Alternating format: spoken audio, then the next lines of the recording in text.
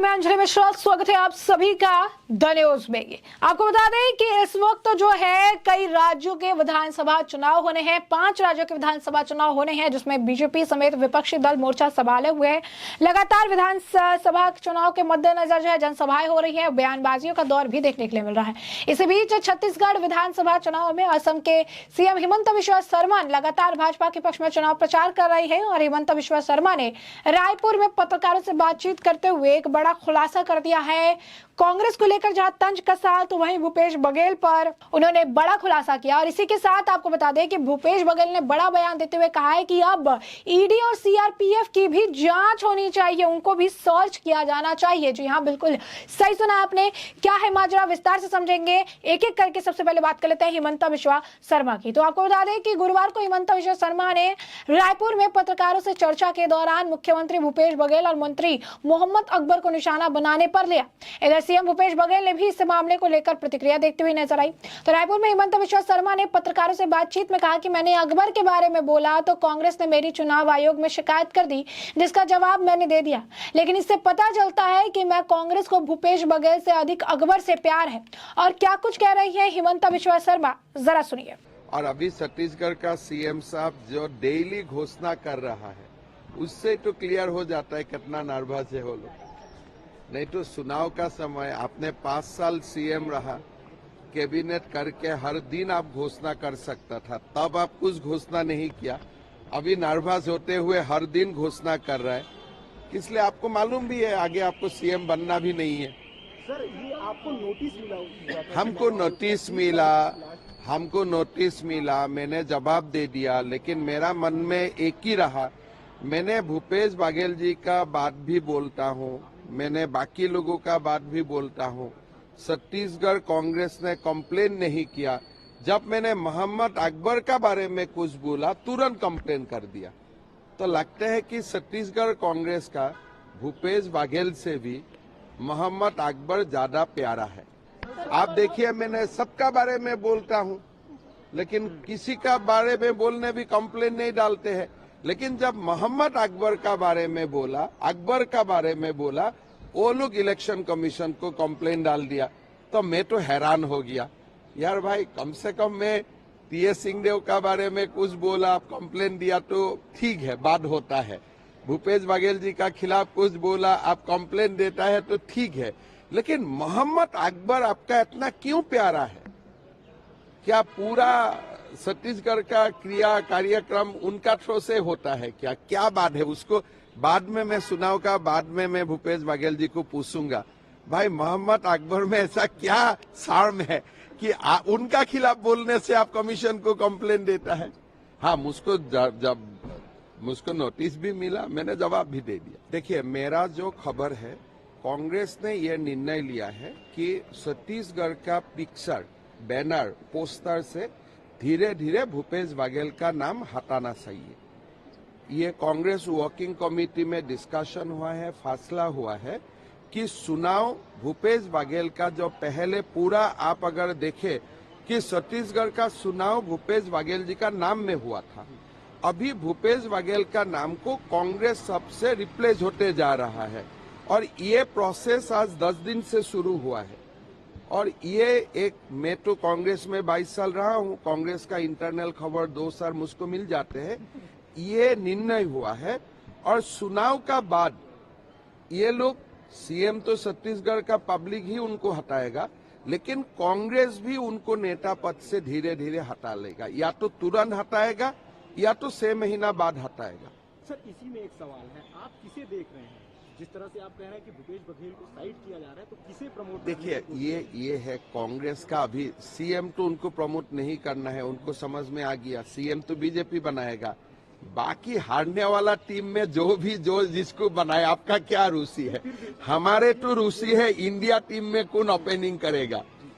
पाकिस्तान में अभी कौन ओपनिंग करता है, कौन खबर लेगा? आप बोलो।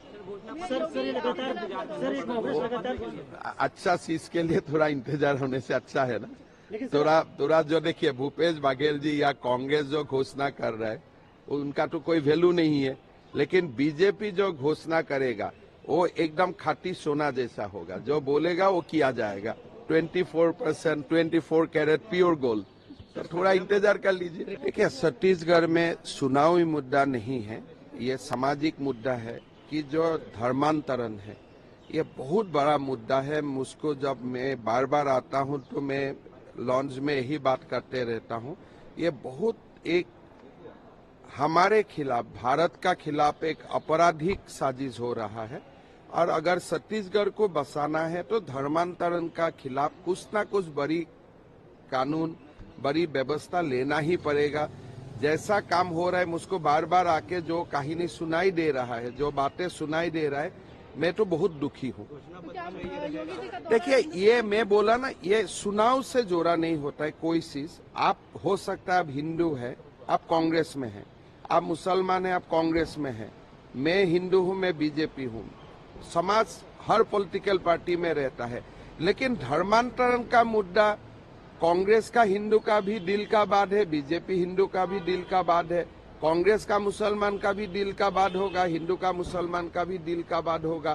धर्मांतरण लालच का साथ नहीं होना चाहिए और उसको कोई भी एंडोर्स नहीं करता है। अगर आप बघेल जी को भी मैं प्राइवेटली पूछूं, अभी सोनिया जी का कुछ इंस्ट्रक्शन होगा और कुछ नहीं कर पा रहा है, अलग बात है, लेकिन प्राइवेटली में वो पूछो, वो भी धर्मांतरण का विरोधी करेगा। ये चुनाव मुद्दा नहीं है, ये सामाजिक मुद्दा है। तो जैसे कि आपने सुना कि हेमंत बिश्वा शर्मा जो हैं वो एक बात तो कह ही रहे हैं कि भूपेश बघेल से अधिक कांग्रेस को जो है अकबर प्यारी है, क्योंकि अब इतनी बार मैंने भूपेश बघेल पर कहा और कई नेताओं पर कहा, उसके लिए मेरे ऊपर कंप्लेन नहीं हुआ, उसके ऊपर अगर मेरे ऊपर कंप्लेन करते तो मुझे ये बात समझ आती। लेकिन उन मामलों को लेकर, उन मुद्दों को लेकर उन्होंने मेरे ऊपर कोई कंप्लेन नहीं की।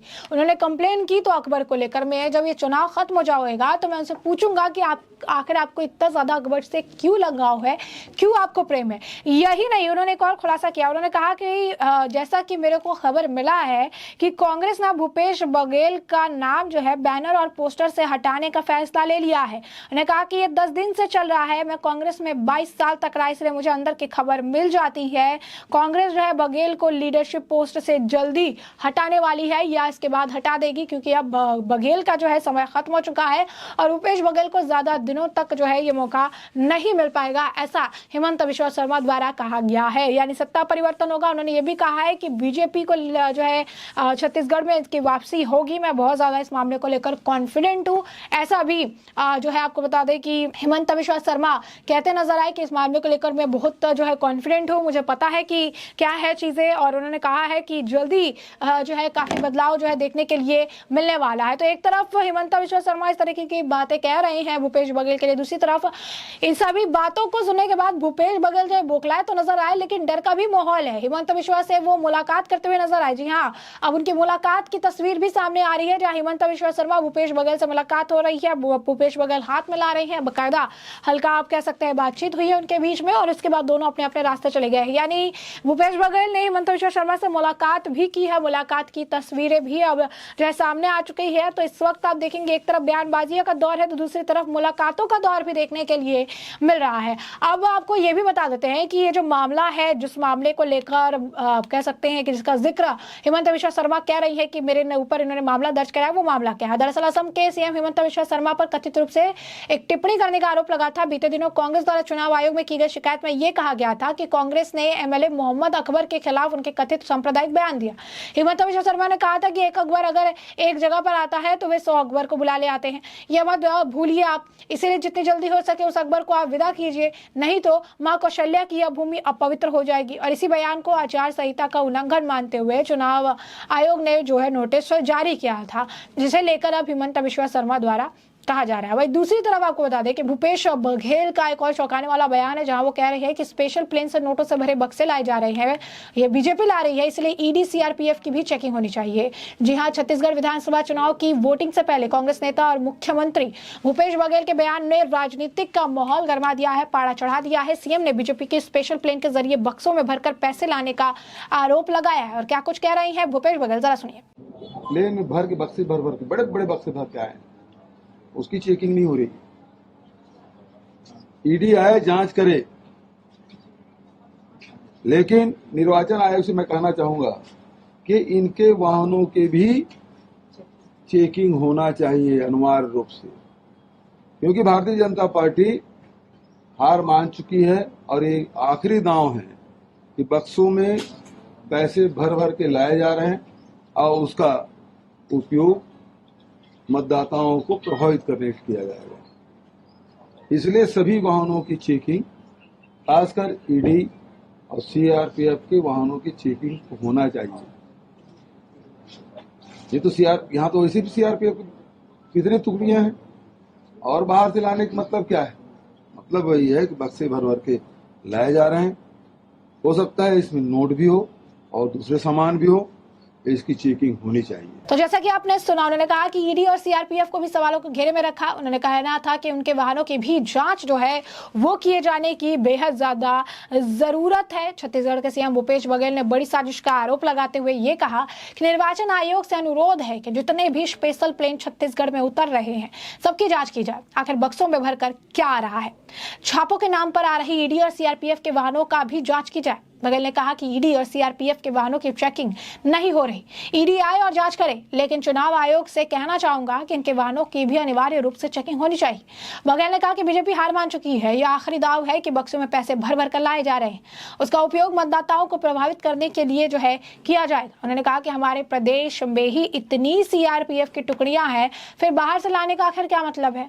यही आशंका है कि पैसे भर भर कर लाए जा रहे हैं। हो सकता है कि उनमें नोट हो या दूसरा सामान हो। बीजेपी के लोग किसी भी स्तर तक जा सकते हैं। सत्ता पाने के लिए वो किसी स्तर तक जा सकते हैं। जितना आप नीचे जाने की सोचेंगे वे वहां से शुरू करते हैं, उसको आप सोच नहीं सकते। चुनाव आयोग इस संज्ञान ले। हमारी पार्टी भी शिकायत करेगी। कल स्पेशल प्लेन से बक्से आए हैं, सरकारी थे तो सब निकल गए, सबकी चेकिंग हो रही है तो इसकी चेकिंग क्यों नहीं की जा रही है। तो ये सारा जो कंसर्न है अब इनका है कि बक्से में ला रहे हैं, सारी चीजें हो रही है, तो आप इसको दिखाइए, चेकिंग कराइए। बता दें छत्तीसगढ़ विधानसभा की 90 सीटों की 2 चरणों में चुनाव है। पहले फेज में 7 नवंबर को 20 सीटों पर वोटिंग है। दूसरे फेज में 70 सीटों पर 17 नवंबर को वोटिंग होनी है और 3 दिसंबर को इसके जो है रिजल्ट आएंगे।